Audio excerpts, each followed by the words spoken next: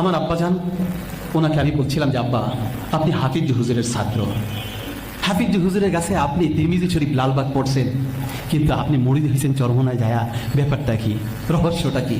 তখন আব্বাজান বলছেন, আমি হাফিজ হুজুরের এজাজত ছাড়া মুরিদ হই নাই, হাফিজ হুজুরের কাছ থেকে এজাজত নিয়েছি।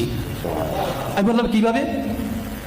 হাফিজ হুজুর রহমাতুল্লাহ আলাই, মরহুম শাইখ ফজলুল করিম রহমাতুল্লাহ আলাই নুরিয়া মাদ্রাসায় ইতিকাফে বসছেন।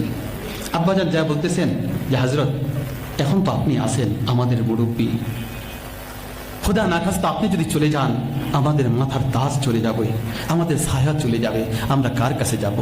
হাফিজ হুজুর রহমাতুল্লাহ আলাই ইশারা দিয়া বলেন, এই কুতুবে আলম ফজলুল করিম কাছে তুমি যাও। শুধু তাই না, হাফিজ হুজুর রহমাতুল্লাহ আলী একদিন মিম্বারে বসা, নুরিয়া মাদ্রাসার মিম্বারে বসা নসিহত করতেছেন। নসিহতের ফাঁকে জিজ্ঞেস করে, আমার ফজলুল করিম আসবে? ছাত্র কিন্তু, কাবার ফজলুল করিম আসবে? একজন বলছে যে হ্যাঁ হযরত আসতেছেন, কাশলে আমাকে বইল। তো এর ভিতরে যখন ঢুকছেন, হাফিজ হুজুর রহমাতুল্লাহ আলী মেম্বার থেকে দাঁড়াই গেছেন। ফজলুল করিম রহমাতুল্লাহ আলী মিহরাবের সামনে আসছেন।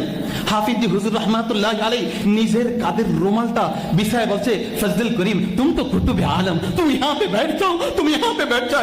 हजरत हम बैठ नहीं सकते, आपके रुमाल पे हम किस तरह बैठ होगा, तुम बैठ जाओ। যখন দ্বিতীয়বার বলছেন, তখন কুতুবে আলম ফজলুল করিম রহমাতুল্লাহ আলী বলেন, ওস্তাদের নির্দেশ না বসে পারি না। তখন বসে পড়লেন, কিন্তু যতক্ষণ বসছেন ততক্ষণ চোখ দিয়া ধর করে পানি পড়ছেন। আমার প্রিয় বন্ধুগণ, এই বড়দের কদর যাকে সম্মান করেছেন